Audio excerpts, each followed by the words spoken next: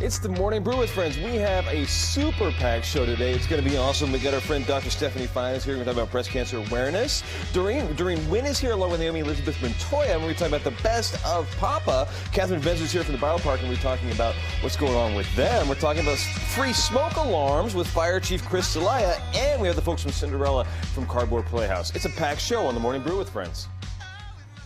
Come on over.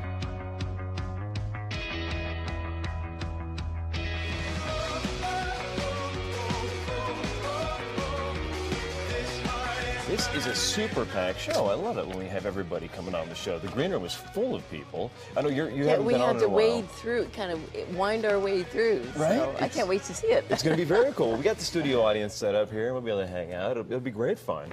But first things first, you guys have a big event coming up on October 17th. We do. So this is Breast Cancer Awareness Month, and most people are aware of that. And I just want to say that, breast cancer is a community concern. Therefore, it should be a community awareness, or at least, we should have some stake in the game, basically. Right. And so you can no have a little bit of that. Exactly. No pun intended, because the stake in the game is going to be at the Lobos football game when the Lobos play Hawaii. Exactly. And this Breast Cancer Awareness Month is this month. And it's one of those things I see everybody wearing pink. Is that still the thing? It is, and I think it grows every year. Right.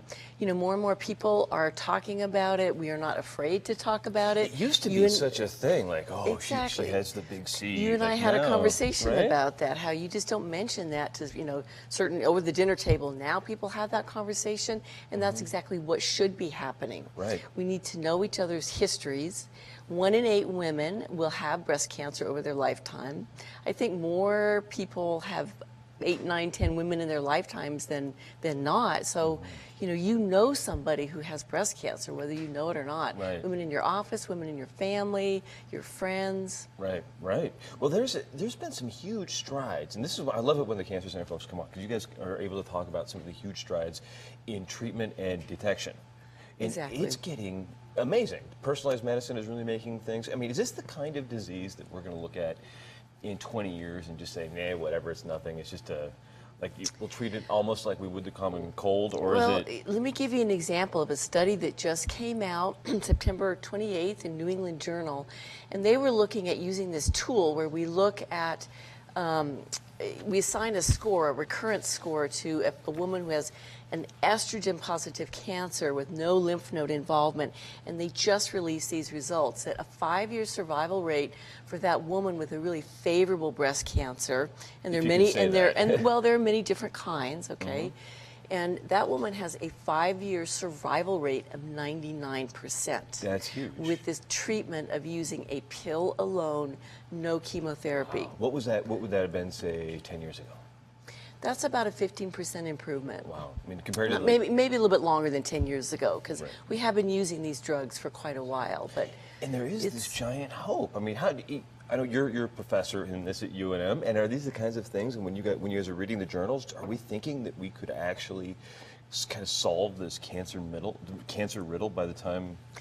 Well, first of all, that's a really good point, is that people talk about a cancer cure, right. and there is not one single type of everything is cancer, right? Not one single type of breast cancer either. So we're teasing out these little pieces of breast cancer. We're doing that in the other fields as well, but for breast cancer, it's kind of the role model for going forward and for understanding that cancer is not one big thing. Mm-hmm. It's many different kinds of little animals. Little things that can be. Yeah, and we're going to tease those out. And we're going to tailor their therapy. So the game on October 17th, this should be fun, because yes. You're asking everybody to go show up, wear pink. Please wear pink. Which is going to be great. How did that become the color?